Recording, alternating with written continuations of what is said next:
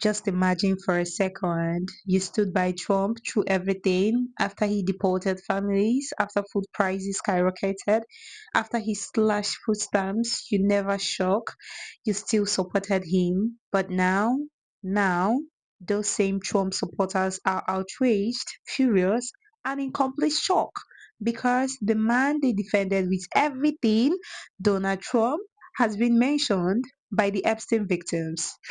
Mr. President Donald J. Trump, I cordially invite you to the Capitol to meet me in person so you can understand this is not a hoax. We are real human beings. This is real trauma. The truth is, Epstein had a free pass. He bragged about his powerful friends, including our current president, Donald Trump. It was his biggest brag, actually. Now they are in complete shock, they are outraged, furious, and at the same time confused.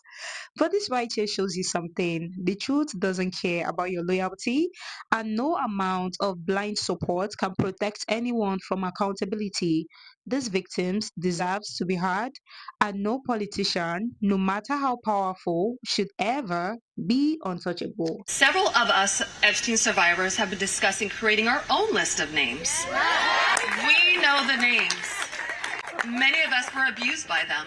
Now, together as survivors, we will confidentially compile the names we all know were regularly in the Epstein world. And it will be done by survivors and for survivors. Mr. President Donald J. Trump, I cordially invite you to the Capitol to meet me in person so you can understand this is not a hoax. We are real human beings. This is real trauma. The truth is, Epstein had a free pass. He bragged about his powerful friends, including our current president, Donald Trump. It was his biggest brag, actually. In the year 2000, I was taken to Jeffrey Epstein's island while on a photo shoot on a nearby island. Who I saw and what I experienced there was a glimpse into a very dark and disturbing world. I was working 3 jobs to try to support my mom and my sister when a friend of mine in the neighborhood told me that I could make $300 to give an older guy a massage. It went from a dream job to the worst nightmare. When I got into the massage room, Jeffrey Epstein undressed and asked me to do things to him. My eyes welled up with tears, and I have never been more scared in my life. When it was over, he paid me $200 and requested in exchange that I bring a girl each time to make another $200. Us Epstein survivors have been discussing creating our own list. We know the names. Many of us were abused by them. Now, together as survivors, we will confidentially compile the names we all know. If Ghislaine Maxwell were pardoned, it would undermine all the sacrifices I made to testify and make mockery of mine and all survivors' suffering. That is why the Epstein Files Transparency Act is so essential. With the privilege of speaking today on behalf of Virginia, Roberts Giuffre, as her family, look your young ones in the face, look them in the eye, and tell them you didn't stand against the very people who raped, molested, and preyed upon children and young women. Tell them you were willing to negotiate a deal. And I am requesting every congressman and woman that goes against this bill be outed. I want to know. The worst part is that the government is still in possession right now of the documents and information that could help me remember and help me heal. Virginia said it best, and I quote, "I have physical and mental scars that will never heal. I have memories that will never go away." Can you imagine how terrifying it would be to name names like that? These are some of the richest, most powerful people in the world that could sue these women into poverty and homelessness. Yeah, it's a scary thing to name names, but I will tell you, I'm not afraid to name names. And so if they want to give me a list, I will walk in that Capitol on the House floor and I'll say every damn name that abused these women. I can do that for them, and I'd be proud to do it. I introduced today an amendment demanding the full release of the Epstein files. The Speaker's Rules Committee should demand a vote tomorrow of every member of Congress. Yes, we should release it, or no, we should not.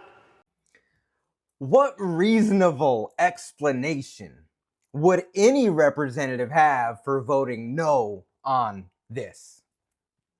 I could think of a couple, and they're not good. I feel inclined to speak on behalf of Democrats. We don't give a fuck if Bill Clinton's on there. I don't give a fuck if Obama's on there, or Bill Gates, or the evil George Soros. I want to see the fucking list. And it's interesting to me that I see a lot of MAGA creators that are changing their tune about the list, trying to drum up and say the list is a Democrat conspiracy.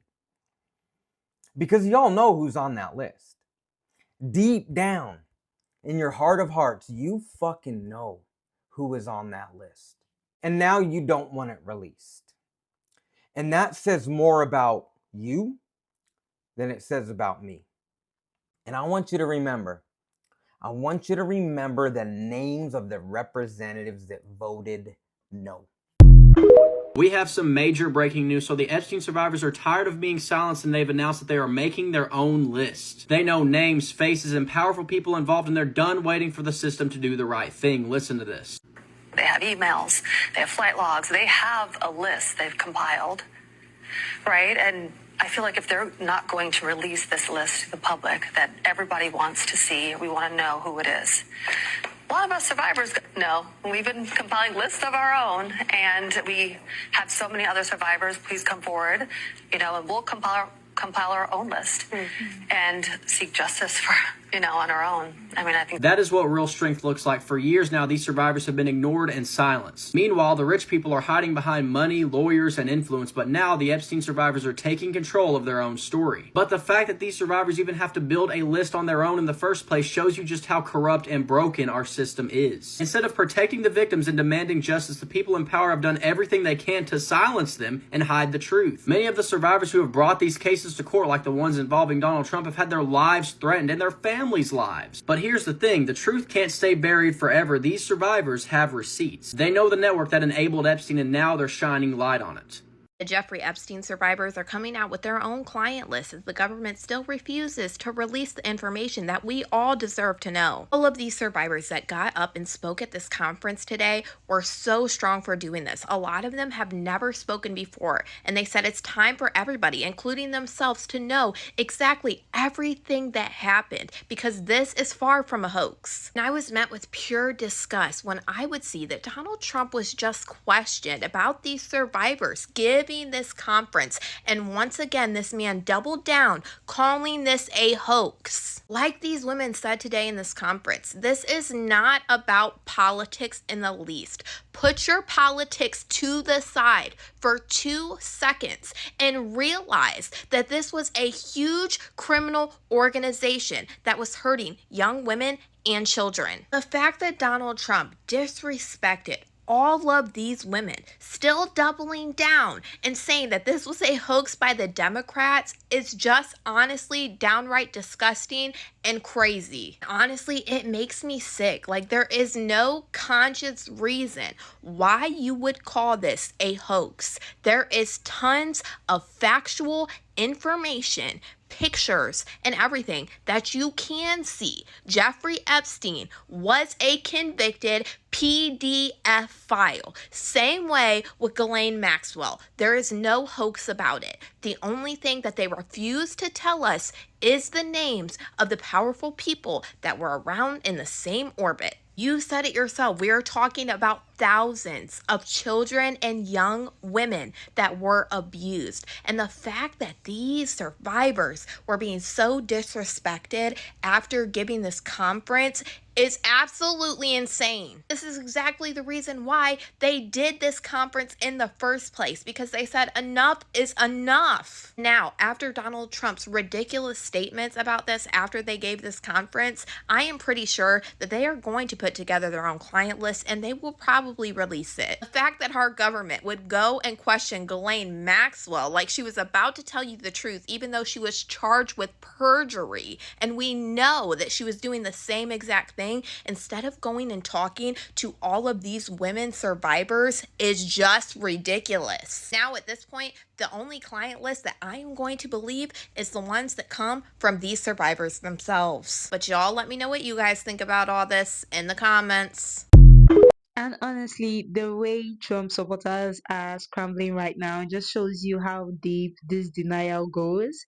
If it was anybody else, they would have been dragged without mercy. But because it's Trump, suddenly people want to act blind.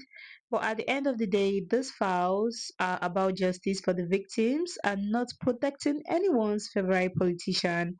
And until we stop defending the powerful and start listening to the survivors, this cycle will never end. So, what do you guys think? Should the list be released in full, no matter who is on it? Drop your thoughts in the comments and don't forget to like, subscribe, and share. And I will catch you in the next one. Bye.